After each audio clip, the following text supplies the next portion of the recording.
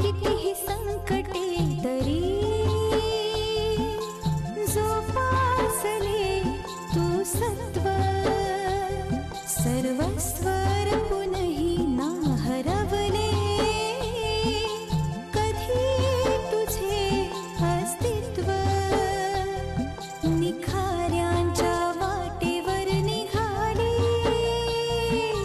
कर्तव्य दक्ष ही माऊली आदि माया तू दिव्य शक्ती तू तूच ग सुकन्याशी ही गुणाची धर्मकन्या गुणाची अशी ही धर्मकन्या। हाँ बोला इन्स्पेक्टर साहेब। हो मी रमाकांत पुजारी बोलतोय। हा हो काय सांगताय काय? अरे वा हा मी पत्ता तुम्हाला दिलाय ना, तुम्ही सरळ घरी या। हो मी वाट बघतोय। हो मला असं वाटतंय विसे दुसरं कोण असणार साहेब? नाही, दुसरं कोणी असू शकतं। दरवेळेलाच मी भिसेवर लक्ष केंद्रित करणं म्हणजे गाफील राहिल्यासारखं व्हायचं। मदत करायची तयारी आहे का? हो अगदीच। इम्पॉसिबल असं काही सांगणार नाहीये। तू फक्त एवढंच करायचंस की गिराईक आहेस असा भासवणारा एक फोन अनिकेतला करायचास। रामभाऊ सकपाळ? वय वय रामभाऊ सकपाळ, तुझा कर्दन काळ नाही, तुझं जीणं हराम करून सोडलं ना तर नाव सांगणार नाही हो रामभाऊ। मावशी मी खात्रीने सांगते आपली गौरी नक्की सापडणार। इन्स्पेक्टर पाटील आहेत ना खूप डॅशिंग आहेत, हे खूप कौतुक करतात त्यांचं। ते स्वतः मुंबईला गेले, शिवाय गौरी केस मध्ये मुंबई पोलीस जातीने लक्ष घालते। गौरी सापडेल ग, पण ती कोणत्या अवस्थेत सापडेल ह्याचा विचार जरी केला ना तरी अंगावर काटा येतो बघ। मावशी नका हो काळजी करू, आपली पोर कशीही असो ती घरी आला हवी। ये नक्की ये। सुमन तुझे कसे आभार मानावेत ना हेच कळत नाही बघ। तू काय, तुझे मिस्टर काय, आमचे नात्यातले ना गोत्यातले, तरी सुद्धा तुम्ही आमच्यासाठी एवढी मदत करताय। अगं आजकाल ना नातेवाईक सुद्धा उपयोगी पडत नाहीत। मावशी मला फार वाईट वाटतंय। कशाचं ग? मी तुम्हाला प्रत्येकच भेटले की तुम्ही मला हेच सांगता, तुम्ही मला काही परके समजता का? तसं नाही ग, अगं डोळ्यासमोरच उदाहरण आहे त्यामुळे मनात येतं बघ सारखं। मोडक हो, मुलाला मुलगा मानत नाही, सुनेला सून मानत नाही। आमचा अरुण गेल्यापासून आरती एकदम एकाकी पडली बघ, तरी ह्या माणसाने बाप म्हणून एकदा तरी तिला खुशीत घ्यावं। हवंय मला सर्व। आरती खरंच ग्रेट, ती स्वतः तर सावरली पण तिने इतरांनाही सावरलं। खरंच ती आई होणार आहे। काय सांगता? हे नव्हतं माहिती मला। बिचारीला नवऱ्याचं प्रेम दीर्घकाळ मिळू शकलं नाही, होणाऱ्या बाळाचं तरी तिला प्रेम मिळावं। आरती शतायुषी हो ग बाई, सतायुषी हो।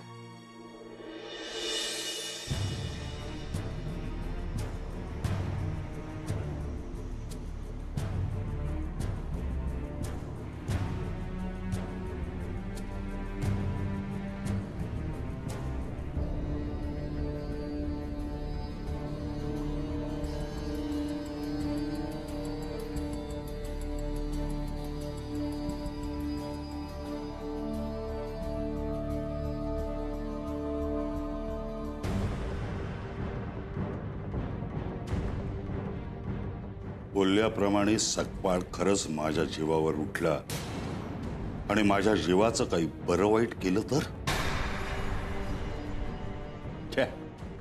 हा काय करणार नाही, होऊ शकेल।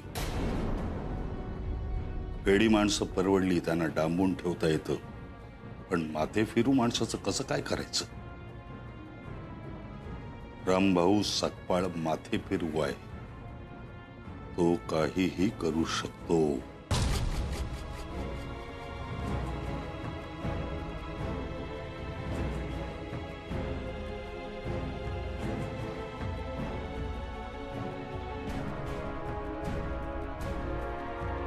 बसू.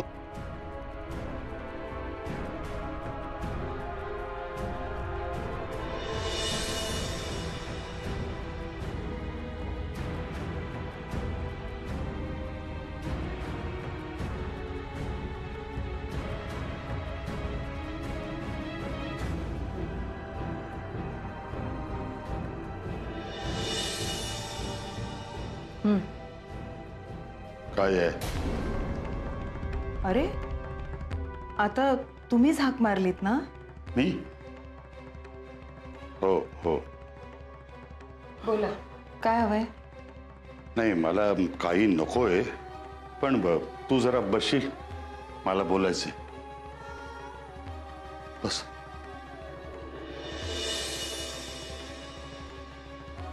मी विचारलेल्या प्रश्नाचं उत्तर देशील? या प्रश्नाचं उत्तर द्यायची गरज आहे?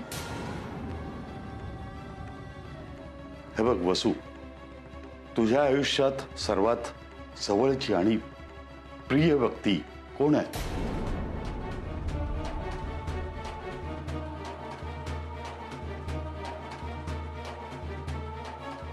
काय उत्तर देऊ मी याचं? तुम्हाला उत्तर माहीत असतानाही प्रश्न विचारताय. तुझ्या तोंडून मला ऐकायचंय असं समज ना.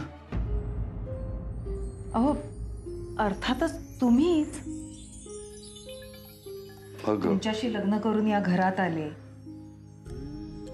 वडिलांच्या जागी तुमचं नाव लावायला लागले, तेव्हाच तुम्हीच माझं सर्वस्व झालात. काही गोष्टी नाही पटल्या तुमच्या, काही गोष्टी खूप खटकल्या, पण तोंडातून ब्र नाही काढला, कधी वाद नाही घातला. पती हाच परमेश्वर असं समजून वागत राहिले. आणि एखाद्या माणसाला परमेश्वरापेक्षा जास्त जवळची आणि प्रिय व्यक्ती कोण असते? हे बघ, मग माझं जरा ऐक, मी सांगतो तसं कर. बोला.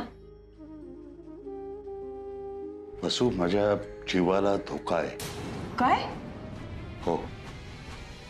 कसा काय? म्हणजे मला सांगा, मगाशी फोन कुणाचा होता? रामभाऊ सकपाळचा. मला जीवे मारण्याची धमकी दिली आहे त्यांनी. काय? मी सावध असताना तो माझा काहीच करू शकत नाही, पण एखाद्या बेसावध क्षणी जर का त्यांनी मला गाठलं तर काही होऊ शकतं. म्हणून सांगतोय, मी सांगतो तसं कर. तू त्या पिसेला भेट.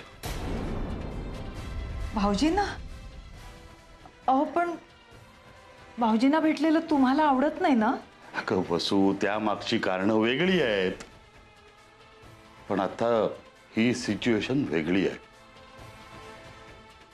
त्या रामभाऊ सकपाळ प्रकरणात पिसेच मला मदत करू शकेल. पण मग असं असेल तर तुम्हीच का नाही बोलत त्यांच्याशी? ठीक आहे, समजलं. बरं सांगा, भाऊजींना भेटून काय करायचंय?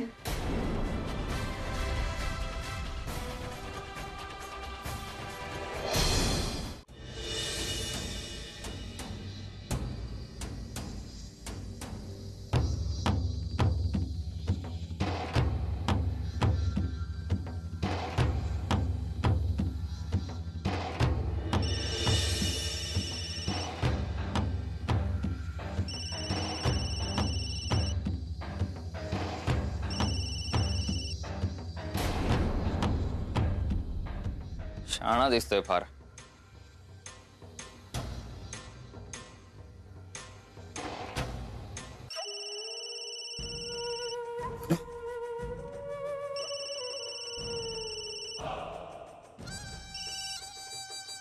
हॅलो.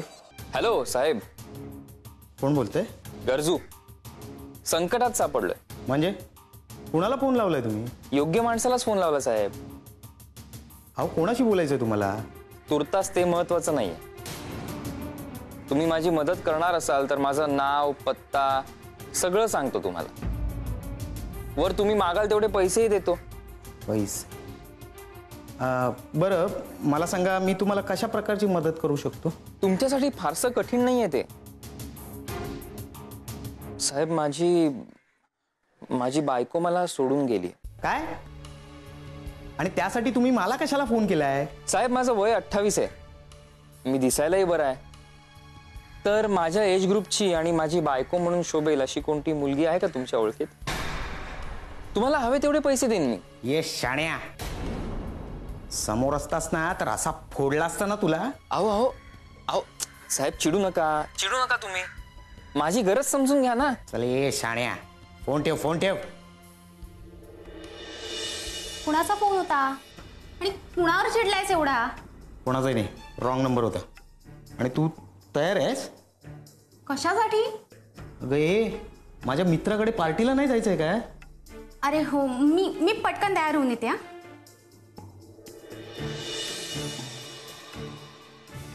गौरीला चिटकवून देऊ काय?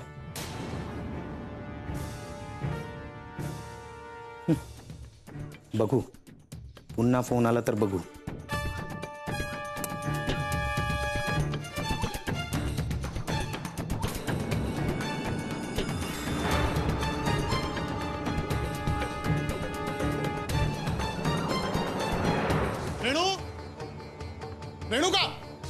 रेणुका बाहेर आहे पहिली. रेणुका बाहेर आहे आधी. काय झालं? ओरडतोस का? ओरडतोस काय? तू मला फसवलायस. मारतोयस का? मी केलंय काय? केलंय काय? वर तोंड करून मला विचार, लाज नाही वाटत? केलंय काय? अगं मी तुझ्यासाठी काय नाही केलं सांग ना. घरदार सोडलं, आई वडिलांशी संबंध तोडले, माझ्या इस्टेटवर पाणी फेरलं आणि मला विचारतेस केलंय काय? बेशरम. रणजित, अरे मारू नकोस ना. मारू नको. सांग ना, कोण होता तो? कोण होता? कोण? प्रोफेसरच होता ना तो. दोनदा त्याने पोट फुगवलं आणि त्याने झिडकारल्या माझ्या गळ्यात पडलीस तू. बघ, माझं आयुष्य संपवलंयस तू. मी तुला संपवल्याशिवाय राहणार नाही.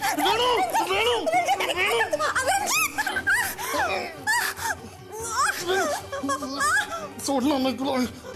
रणजित,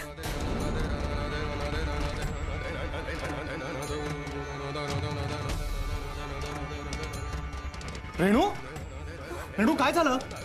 अगं काय झालं रेणू? काही नाही रे, वाईट स्वप्न पडलं मला. अगं पण तू पुस्तक वाचत बसली होतीस ना.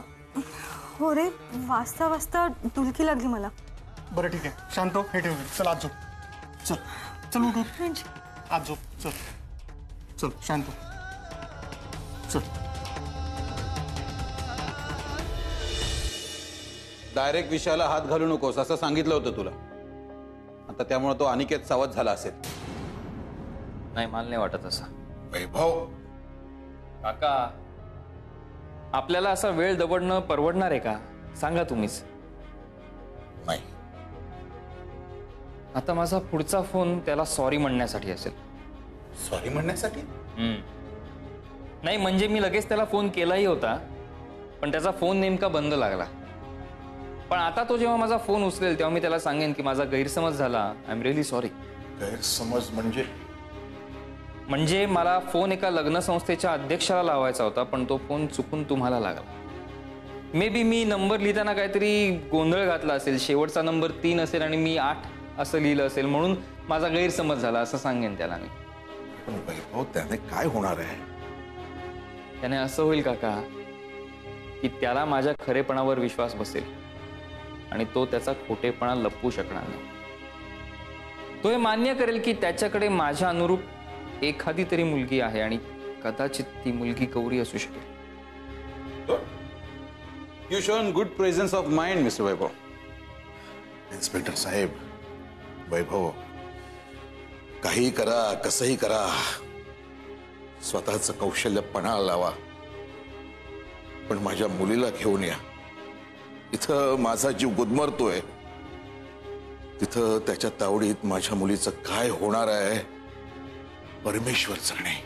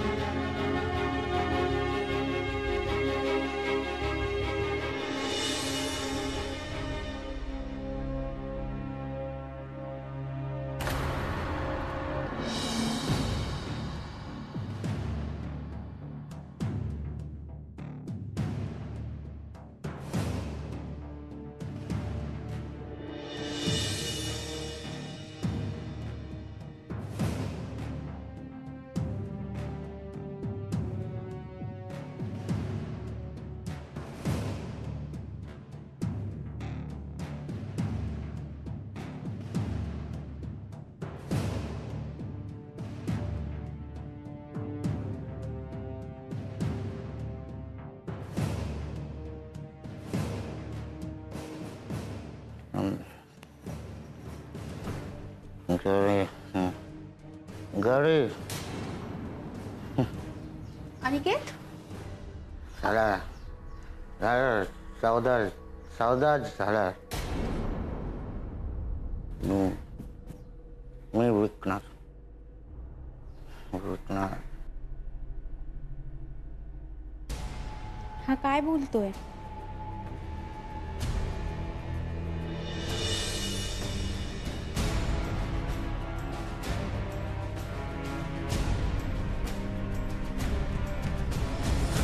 कळ झाला सौदा मी विकणार कळ विकणार.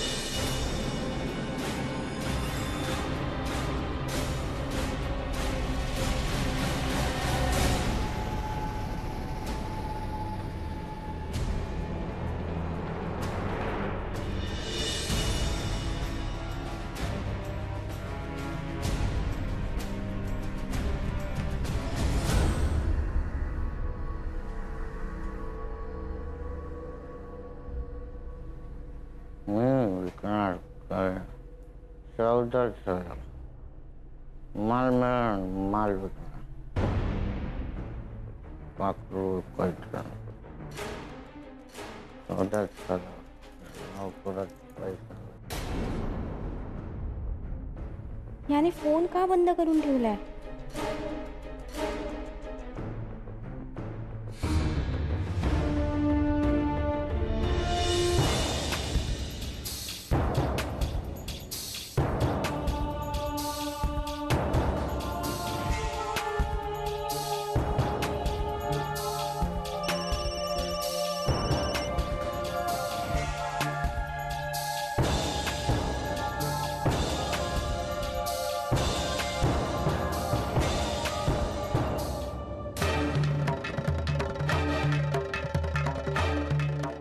अनिकेतने फोन चालू केलाय. ताबडतोब पोलिसांना कळवायला हवं, म्हणजे त्याचं लोकेशन ट्रेस होईल.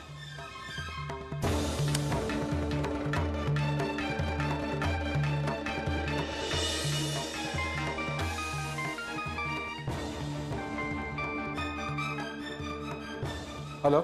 हा हॅलो पाटील साहेब. हा बोल वैभव. अनिकेतने फोन चालू केलाय. ताबडतोब त्याचं लोकेशन ट्रेस आउट करून ना आपल्याला गौरीची सुटका करायला हवी.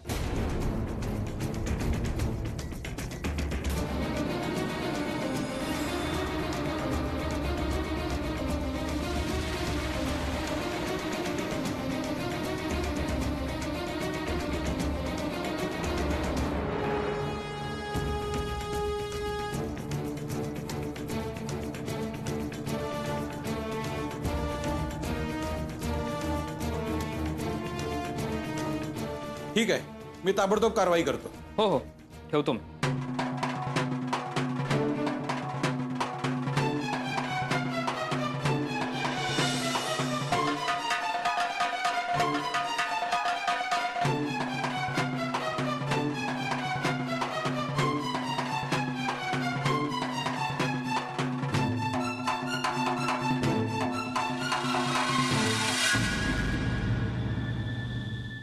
लिंबू पाणी दे ना, खूप जड झालं.